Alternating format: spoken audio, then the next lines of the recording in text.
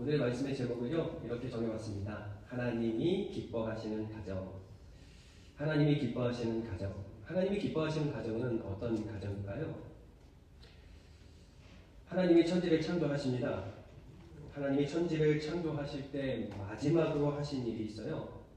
7번째 날 쉬셨다 이렇게 생각하지만 하나님께서 일을 하신 6번째 날 가장 위대하고 가장 어떻게 보면 멋진 일을 행하십니다. 하나님의 형상을 닮은 남자와 여자를 창조하시죠. 하나님께서 그들을 부부로 연합하게 하시사 가정을 만드셨습니다. 하나님의 창조 사역의 마지막 절정에서 가정이 태어났다라는 거예요. 그러니까 얼마나 이 가정이 아름답고 소중한가를 또 우리가 볼 수 있는 장면이 아닌가 생각해 봅니다. 하나님의 창조 사역의 마지막 절정, 가정. 여러분 그 가정이 요즘 많이 흔들리고 있어요. 하나님의 창조 사역의 완성은 가정과 함께 완성되었다 말할 수 있는데 그 하나님께서 아름답게 창조하신 그 가정이 많이 흔들린다라는 것 우리가 참 잘 압니다. 여러분들이 삶을 살아오시면서 가정을 꾸려오시면서 많이 경험하고 또한 많이 그런 느낌을 받았던 그런 사실이죠.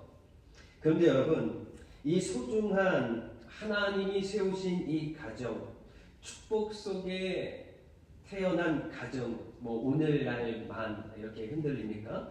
아닙니다. 가정의 아픔, 가정의 슬픔은 오늘만의 이야기가 아니에요. 하나님께서 천지를 창조하시고 아담과 하와를 창조하시고 가정을 만드시고 그런데요, 첫 가정인 아담과 하와의 가정은 어떠했습니까? 그 가정도 흔들렸고 그 가정도 아픔이 있었다라는 사실을 성경은 우리에게 말해주고 있어요. 그 첫 번째 가정, 그 가정이 바로 어떤 가정이었나요? 하나님의 축복 가운데 세워진 가정이었습니다. 그런데 아담과 하와, 그의 아들 가인과 아벨, 우리가 그들의 사건을 통해 가정이 얼마나 아팠는지를 우리가 볼 수 있지요. 가인은 아벨을 무자비하게 죽였다라는 사실을 성경은 고스란히 드러냅니다. 형제의 관계가 파괴되어졌다라는 거예요. 가정의 붕괴는 어디서부터 시작되나요? 여러분, 가정의 붕괴는 서로의 관계의 문제에서 발생하거나 어떤 사건을 통해서 가정이 무너지는 것이 아닙니다. 가정의 붕괴의 시작은 하나님과의 관계에 있어요. 하나님과의 관계가 무너진 그런 첫 번째 가정이 무너졌던 것처럼 저와 여러분들의 가정도 하나님의 말씀, 하나님의 관계 속에서 우리의 가정의 그런 관계를 해석해 내야 된다라는 사실입니다. 하나님의 형상으로 만든 그래서 아름답게 창조하신 그 가정, 하나님의 거룩함이 고스란히 드러난 그리고 하나님의 아름다우심이 고스란히 드러난 그 가정 어떻게 무너졌나요? 죄가 들어오며 죄라는 것은 성경이 말하는 죄는요 하나님과의 관계가 무너졌다라는 의미를 담아내지 않습니까? 그러니까 최초의 가정이 무너진 그 사실은 바로 하나님과의 관계에 있었다라는 거예요. 오늘날도 마찬가지입니다. 저와 여러분들의 가정이 흔들리고 아파하고 있는 것은 우리의 관계의 문제를 먼저 생각하지 않기를 바랍니다. 하나님과의 관계를 여러분 먼저 생각하시는 저와 여러분 되었으면 참 좋겠습니다. 가정의 붕괴는 바로 하나님과의 친밀한 관계가 깨어졌다라는 의미라는 것이죠. 그러니 오늘 저와 여러분들이 하나님이 기뻐하시는 가정이 어떤 가정인가를 생각하며 하나님과의 관계가 지금 어떠한가, 우리의 가정이, 나의 삶이 하나님과의 관계가 어떠한가 점검하는 그런 귀한 시간이 되었으면 참 좋겠습니다. 오늘 우리가 함께 읽은 말씀은 사도행전 16장의 말씀에 포함되어져 있는 말씀이죠. 사도행전 16장은 빌립보 교회가 세워지는 그 이야기를 담고 있어요. 하나님의 백성들이 모여 하나님의 교회를 세워가는 그런 이야기들이 담겨 있다라는 것입니다. 사도행전 16장은 복음을 전하다가 또한 고난을 당하는 그런 일로 시작합니다. 바울과 신라의 사역을 그려내고 있지요. 그 바울과 신라는 복음을 전하다가 고난을 당합니다. 그는 옷이 찢겨지고 매질을 당하죠. 깊은 감옥에 갇히고 발에 착고가 차여집니다. 그런데 한밤중에 바울과 신라는 어떻게 합니까? 그 감옥 안에서 하나님을 향해 기도하며 찬양합니다.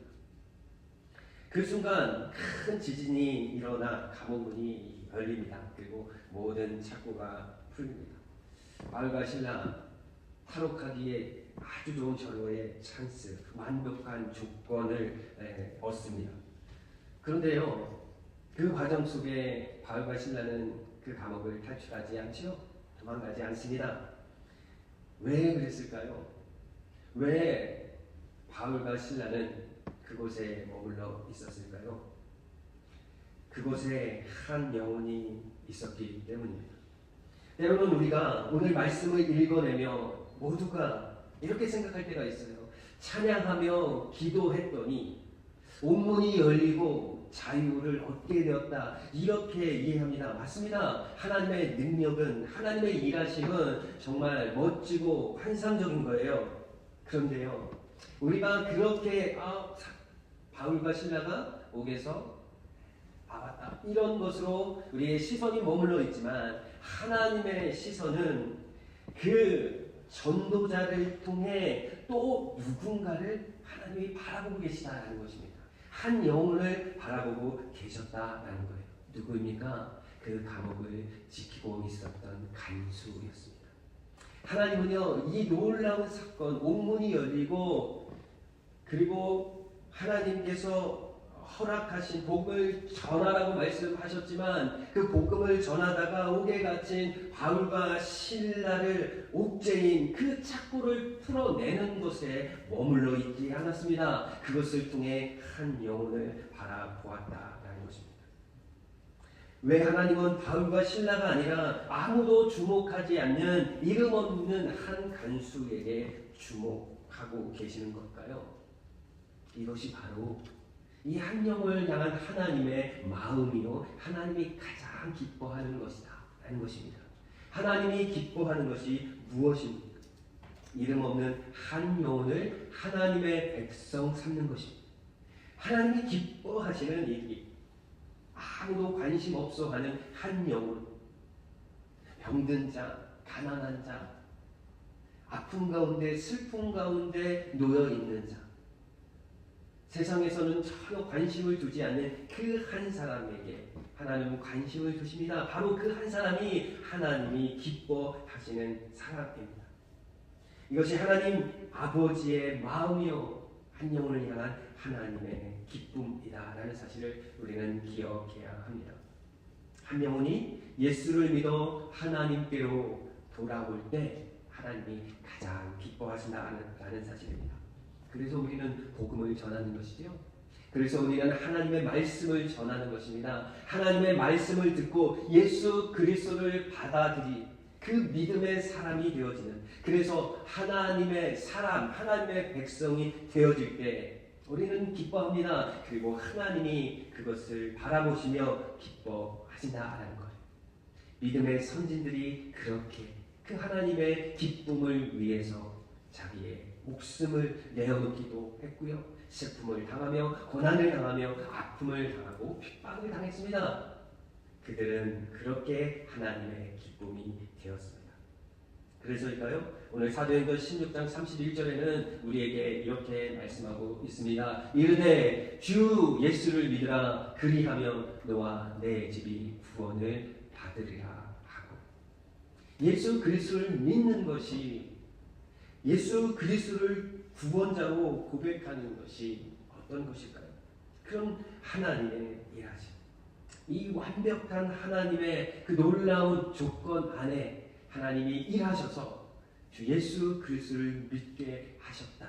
이 믿음은요, 나뿐만 아니라 우리의 공동체를 살리는 놀라운 은혜다라는 사실입니다. 그러면서 이렇게 말씀합니다. 주의 말씀을 그 사람과 그 집에 있는 모든 사람에게 전하더라. 하나님의 말씀을 전하니 어떤 일이 일어납니까? 하나님의 말씀이 전해지니 어떤 일이 일어나나요? 우리 함께 읽어볼까요? 있습니다. 시작. 그 밤 그 시각에 간수가 그들을 데려다가 그 맞은 자리에 씻어주고 자기와 그 온 가족이 다 세례를 받은 후 가장 위태로웠던 한 간수, 하나님이 그를 바라보시고 그를 예수 그리스도를 믿는 사람으로 바꾸시며 또 하신 일이 무엇인가요? 그 한 사람만 구원해 내시는 것이 아니라 그 가정을 구원해 내셨다라는 사실이에요. 저 말씀해 보니까 자기와 그 온 가족이 다 세례를 받았다라는 의미는 여러분 잘 아시죠? 새로 태어났다라는 의미예요. 복음을 받고 그것을 믿음으로 고백했다라는 의미를 담아내요. 바로 그 안에서 예수 그리스도 안에서 새 피조물이 되었다라는 상징적인 의미를 담고 있는 것이 세례입니다. 세례. 한 영혼을 구원하시는 하나님의 일하심이 어디까지 펼쳐집니까? 온 가족까지. 근데요, 하나님의 이 일하심이 정말 놀랍고 큰 하나님의 역사, 하나님이 기뻐하시는 일이다라는 것입니다. 하나님은 한 영혼을 부르시고 그 영혼을 통해 하나님 예수 그리스도의 복음을 전해 새로운 사람, 새로운 피조물을 만드시기를 원하십니다. 그것이 바로 하나님이 기뻐하시는 일이다라는 것입니다. 우리 34절 읽어볼까요? 그들을 데리고 자기 집에 올라가서 음식을 차려주고 그와 온 집안에 하나님을 믿음으로 크게 기뻐하니라. 예, 복음을 받은 자, 복음을 안 자, 그들은 기뻐합니다. 하나님을 믿음으로 크게 기뻐한다. 여러분 복음을 받으시고 복음을 믿을 때 여러분 기쁨이 충만하셨습니까? 기억해내시나요? 지금은 그 기쁨이 사라지셨습니까? 하나님의 능력이 약해지셨나요? 아니죠. 여전히 우리를 구원하신 하나님의 능력은 제한이 없으세요. 그러니 여러분의 기쁨도 우리의 기쁨도 어떻게 해요? 제한이 없어야 합니다. 성경은 우리에게 말합니다. 기뻐하고 또 기뻐하고 또 기뻐하라. 내가 다시 말하노니 기뻐하라. 왜요? 하나님의 구원의 일하심, 우리를 살리신 죄에서 우리를 자유케 하신 하나님의 일하심이 크고 놀랍기 때문입니다. 그 일하심은 여전히 우리의 삶 가운데 존재합니다. 그러니 여러분 기뻐하십시오. 왜요? 우리 안에 예수 그리스도가 있기 때문입니다. 한 사람을 통해 한 가정을 변화시키신 그 하나님, 그 복음을 받은 그 가족은 기쁨이 넘쳤다라고 성경은 말하고 있습니다. 함께 음식을 나누고 교제를 하는 그 놀라운 은혜예요. 그 모든 은혜, 이 모양의 은혜가 사도행전 그 전반에 흘러가고 있지 않습니까? 예수 그리스도를 구주로 고백하는 한 영혼 한 영혼이 함께 교제하고 말씀을 나누고 서로 위로할 때 놀라운 기쁨과 감사가 그 가운데 넘쳤다라는 거예요. 초대교회의 모습 아닙니까? 저와 여러분들 우리 교회가 그런 교회 되었으면 참 좋겠습니다. 웃는 교회, 무조건 웃는 교회 되었으면 좋겠어요. 잘하든 못하든 풍성하든 아니면 부족하든 우리 안에 살아계신 하나님이 크시기에 예수 그리스도가 완전하시기에 기뻐하는 저와 여러분 되기를 원합니다. 사람만 기뻐합니까? 아니에요. 하나님이 기뻐하십니다. 하나님의 기쁨이 그 가운데 가득하다라는 사실을 우리는 놓치지 말아야 합니다. 하나님은 자녀를 기뻐하세요. 저희도 자녀들 기뻐하죠. 그들이 태어났을 때 그 감동은 지금까지 여러분 잊을 수 없지 않습니까? 물론 자라면서 속을 썩이고 마음을 아프게 하는 경우도 있지만 그 기쁨은 그 무엇과도 바꿀 수 없습니다. 하나님은 그 자녀를 그렇듯 기뻐하십니다. 이스라엘 백성, 하나님의 백성, 그러나 그들은 못난 자식과 같은 그런 모습이었습니다. 그러나 하나님은 그 그들을 끝까지 사랑하셨습니다. 그들을 끝까지 품으셨습니다. 이것이 바로 하나님 아버지의 마음입니다. 그래서 스가랴 3장 17절에 이렇게 말씀합니다.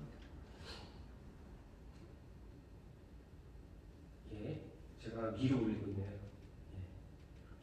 우리 함께 읽어볼까요? 읽습니다. 시작. 너희 하나님 여호와가 너희 가운데 계시니 그는 구원을 베푸실 전능자이시라. 그가 너로 인하여 기쁨을 이기지 못하며 너를 잠잠히 사랑하시며 너로 말미암아 즐거이 부르며 기뻐하시리라 하리라.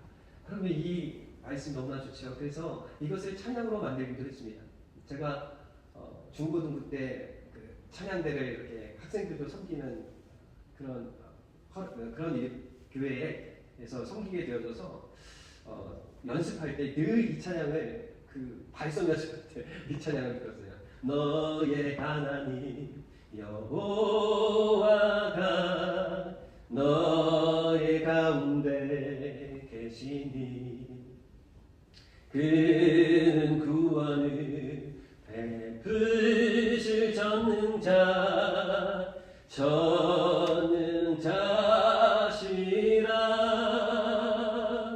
그가 너로 인하여 기쁨을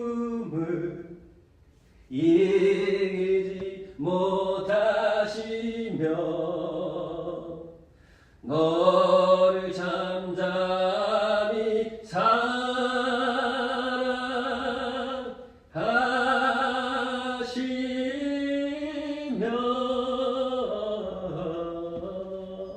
즐거이 부르며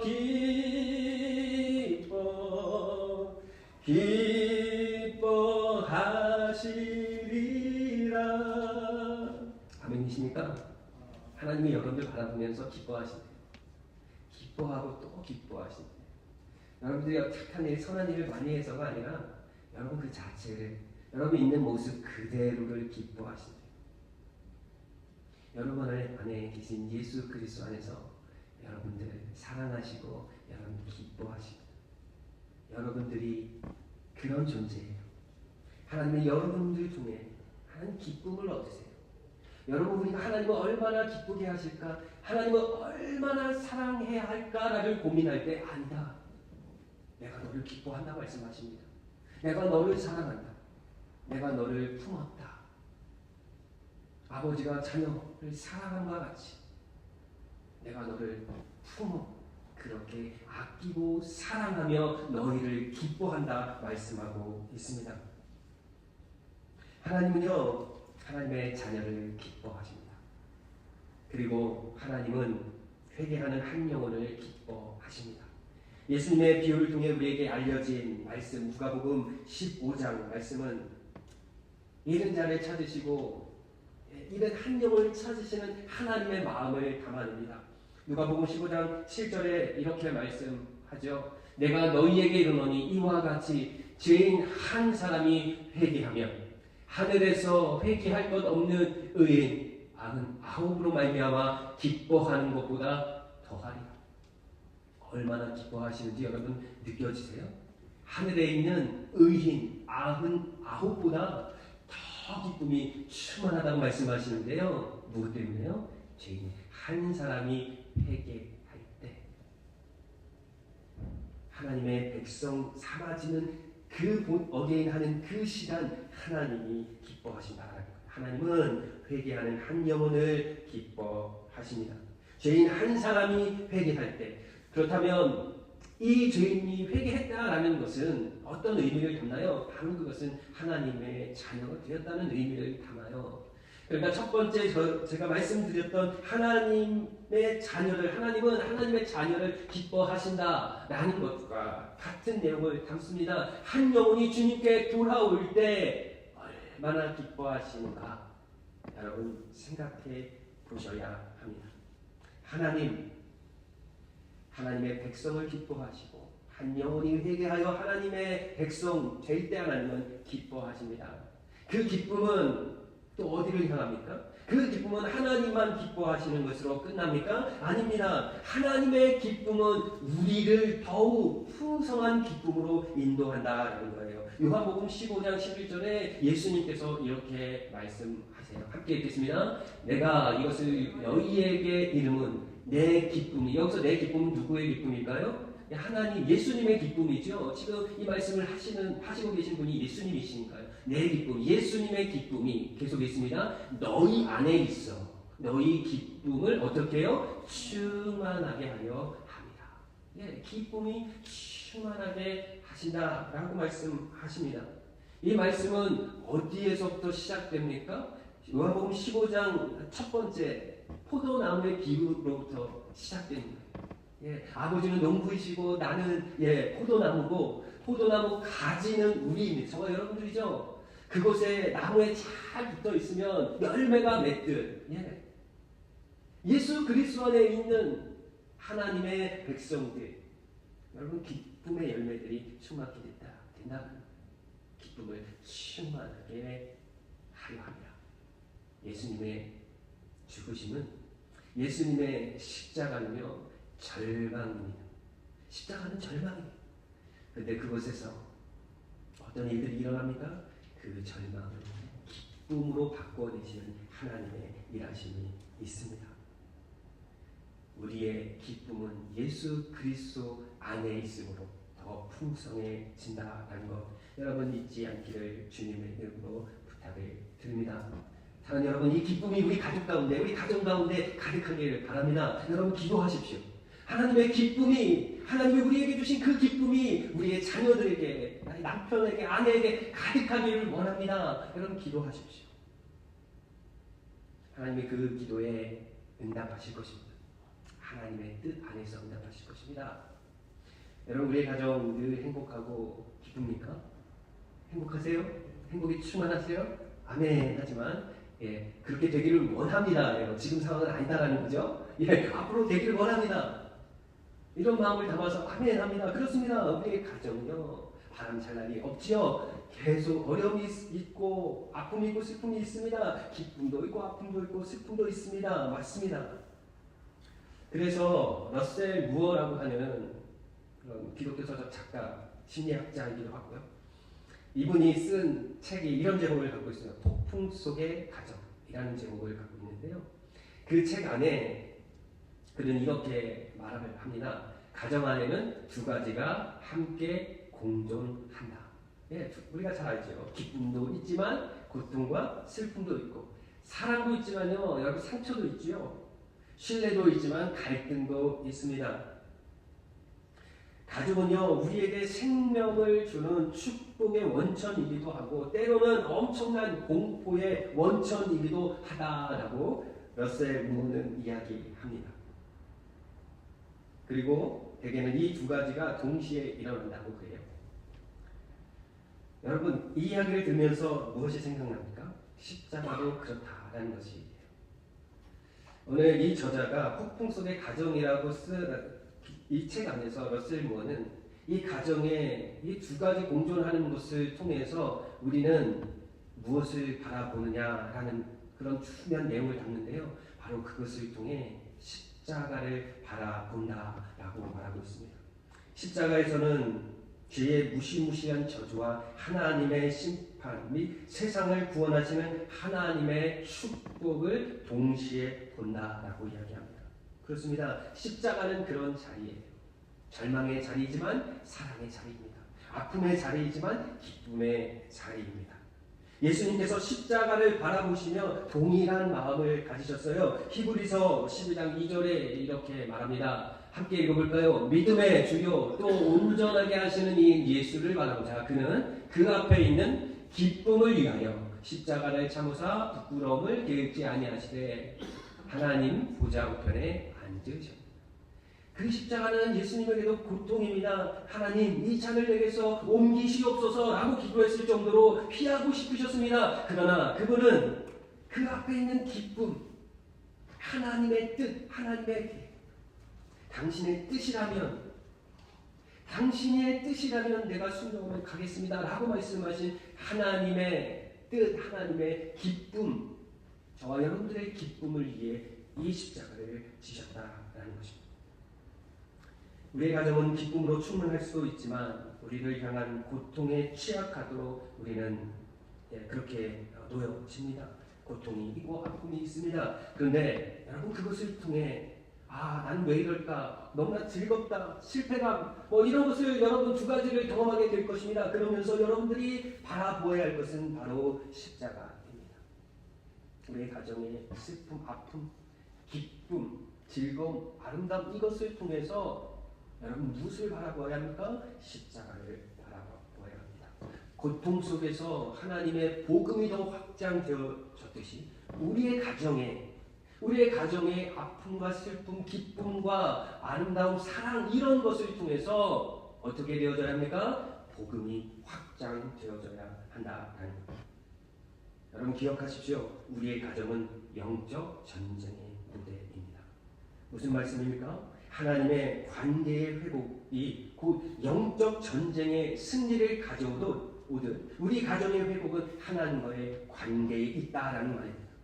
우리 모두 하나님의 마음을 시원케 하는 그런 가정 되기를 바랍니다. 하나님을 기쁘시게 하는 가정 되기를 주님의 이름으로 축원합니다. 그렇다면 여러분 하나님이 기뻐하시는 가정은 어떤 가정일까요? 세 가지로 짧게 여러분들에게 말씀드리고 싶어요. 하나님이 기뻐하시는 가정은 하나님을 중심에 두는 가정입니다. 아버지나 어머니나 아니면 자녀들이 중심이 되어지는 그런 가정이 아니라 세상의 기준, 그 기준에 좌로 치우치고 우로 치우치는 그런 가정이 아니라 하나님의 말씀이 기준이 되어지는 가정, 기도와 예배가 살아있는 가정, 그 가정을 하나님이 기뻐하십니다. 두 번째는요, 하나님이 기뻐하시는 가정은 섬김과 희생을 기쁨으로 감수하는 가정. 우리 가정은 예수님처럼 섬기고 희생하는 삶을 훈련하는 가장 첫 자리다라는 것 잊지 않기를 바랍니다. 남편이 그리스도를 사랑하듯 아내를 사랑하고 아내는 남편을 존경하고 존중하고 순종하는 것, 그것을 연습하는 자리, 바로 우리의 가정이 되어야 할 것입니다. 부모는 자녀를 가르치고 말씀으로 가르치고 자녀는 부모님께 순종하고 그리고 서로 다툼이나 어려운 가운데서도 서로 용납하고 용서하는 삶, 그런 가정 하나님이 기뻐하십니다. 마지막으로 하나님이 기뻐하시는 가정은 세상에 하나님을 보여주는 통로가 되어주는 그런 가정이 바로 하나님이 기뻐하시는 가정이라는 것입니다. 다시 말해 믿음으로 살아가는 가정, 세상 속에서 살아있는 복음을 삶으로 살아내는 가정, 그 가정, 바로 그 가정이 하나님의 나라, 작은 교회라는 것. 그것을 하나님이 기뻐하십니다. 바로 이것이 우리에게 주신 사명입니다. 하나님이 기뻐하시는 사역, 하나님이 기뻐하시는 가정, 그런 가정 되시기를 주님의 이름으로 부탁을 드립니다. 그리고 마지막으로 결론의 말씀입니다. 갈라디아서 6장 9절에서 10절 말씀이에요. 함께 읽겠습니다. 읽습니다. 시작. 우리가 선을 원해 낙심하지 말지니 포기하지 않으면 때가 이름으로 거두리라. 그러므로 우리는 기회 있는 대로 모든 이에게 착한 일을 하되 더욱 믿음의 가정들에게 할지니라. 기회 있는 대로 우리에게 이 뜻이요, 마치 기회가 주어지면, 만약에 기회가 생기면 이렇게 이해할 수가 있는데요, 원어로 보면요, 기회가 있는 동안이라고 해석하죠. 기회가 있는 동안, 무슨 의미입니까? 지금의 우리의 삶이 하나님의 복음을 전하고 가정을 하나님이 기뻐하시는 가정으로 만들기 위해 허락하신 시간이다. 하나님이 우리에게 기회를 지금 주시고 계시는 거예요. 너의 가정을 하나님이 기뻐하시는 가정으로 변화되게 하기 위한, 세우기 위한 하나님의 기회의 시간이다라는 것입니다. 기회가 있는 동안. 지금 주어진 시간과 기회를 귀하게 여기시는 저와 여러분들 되기를 바랍니다. 우리의 가정, 믿음의 가정으로 세워지길 원합니다. 그리고 우리 공동체, 교회 공동체가 믿음의 가정으로 더욱 건강하게 세워지는, 그래서 하나님이 기뻐하시는 가정, 하나님이 우리의 가정을 보면 참 너무 좋다, 기쁘다, 아름답다 라고 말씀하시는 그 가정, 그런 가정 되기를 바랍니다. 여러분 아직 우리에게 기회를 주시고 계신 것입니다. 그 기회를 잘 살리셔서 하나님의 영광이 되어지는 저희 모두가 되기를 주님의 이름으로 부탁을 드립니다.